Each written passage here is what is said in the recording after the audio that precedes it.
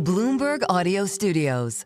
Podcasts, radio, news. After achieving records in both ridership and revenue, Amtrak is ready to invest $4.5 billion in some major upgrades. The problem is the Trump administration has proposed major cuts to subsidies for the Northeast Corridor. So how is that going to affect really Bloomberg clients and viewers who use this product so regularly? Joining us now to talk about that is Amtrak President Roger Harris. Roger, great to have you on. I know everybody in this office and certainly many of our terminal users and Bloomberg television viewers and Bloomberg radio listeners uses your product a ton because we're always going back and forth between Boston and New York and Washington, D.C. It's really important.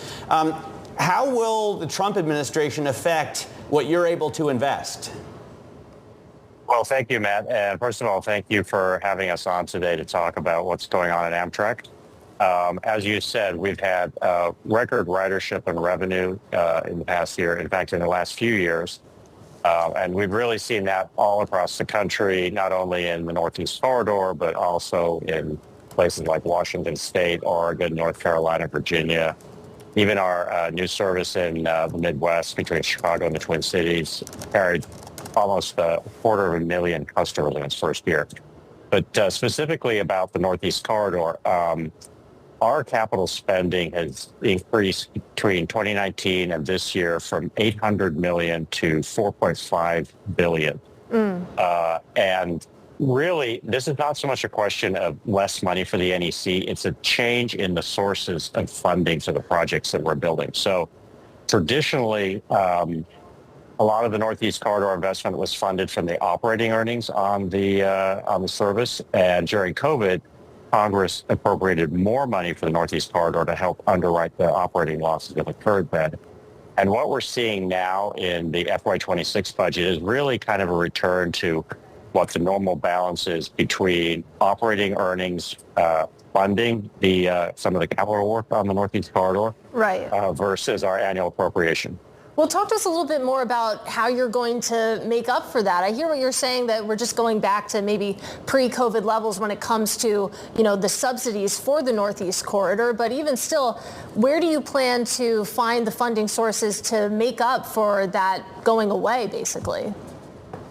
Well, I think there are two ways to think about this. One is what I said, which is the increase in operating earnings. So that's, hundreds of millions of dollars a year that goes towards these projects. But the other thing to think about is that the split in our appropriation from Congress that talks about the Northeast Corridor versus the national network isn't about where the assets exist so much as it is the types of trains. So there are trains in the national network that come from states like Pennsylvania and Virginia that operate on the Northeast Corridor, and the operation of those trains can contribute, the funding in that appropriation contributes to the reinvestment on these assets. So it's not quite a perfect alignment between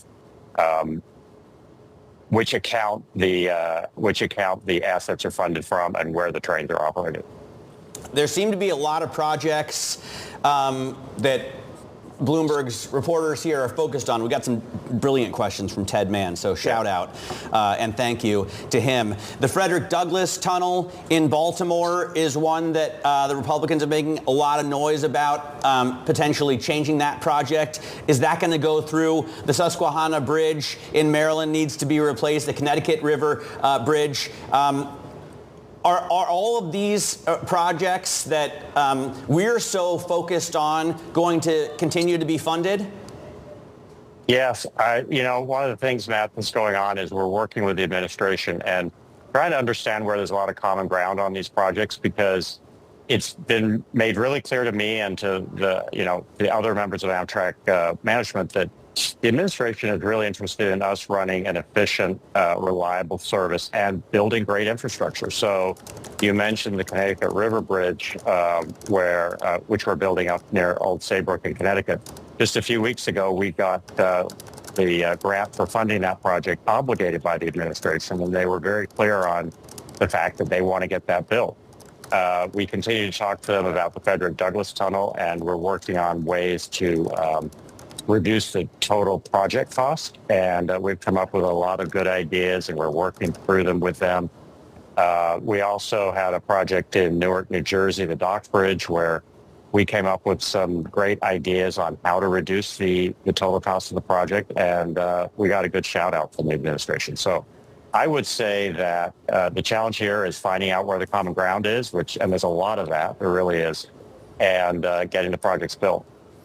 You know, last month I made the mistake of trying to take a plane when I needed to travel to Virginia. It ended in tears and pretty much a lost weekend. And the next week I was smart enough to take the train instead. It's a far better way to travel when you don't want to sit in the airport for 9 hours and then find out that your flight is finally canceled. Are you able to take advantage of the chaos that U.S. airlines cause in travel, because it's just so much easier and more reliable to take the train?